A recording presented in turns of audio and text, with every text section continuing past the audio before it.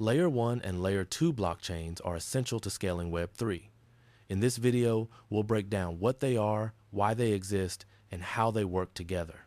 By the end, you'll clearly understand the purpose of each layer and when to use them. Blockchains face limitations like slow transaction speeds and high fees when many users interact at once. To support mass adoption, we need solutions that increase throughput while keeping strong security. That's why scaling is one of the biggest challenges in crypto today. Layer 1 refers to the base blockchain itself. Examples include Ethereum, Bitcoin, and Solana. This layer handles core functions like transaction, execution, security, and consensus. It is the foundation that ensures decentralization and trustlessness across the network. Layer 1 networks maintain high security and decentralization, but that comes with trade-offs. As traffic increases, transactions slow down, gas fees rise, and users experience congestion. This makes Layer 1 less practical for everyday transactions at large scale. Layer 2 solutions are built on top of Layer 1.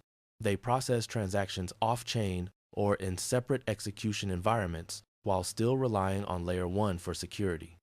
After batching or verifying results, they send data back to the base layer. This massively improves efficiency. Some of the most popular Layer 2 networks are Arbitrum, Optimism, Polygon, and zkSync. They all reduce fees and increase speed, but use different scaling methods like rollups, optimistic proofs, or zero-knowledge proofs. Their goal is the same: scale Ethereum securely. Layer 2 networks give users fast, low-cost transactions while inheriting the strong security guarantees of the Layer 1 they settle on. This makes them ideal for everyday transactions, trading, gaming, payments, and onboarding millions of people into Web 3. To summarize, Layer 1 provides security, decentralization, and settlement.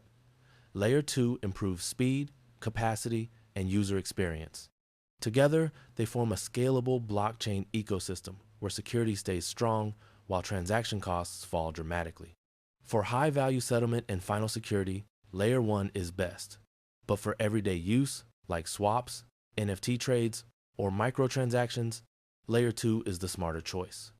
Developers benefit from both, choosing based on cost, speed, and risk needs.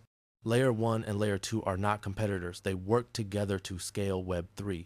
Understanding their roles is key for anyone building in crypto. If you want to deepen your skills, join the next HackQuest co-learning camp at HackQuest.com.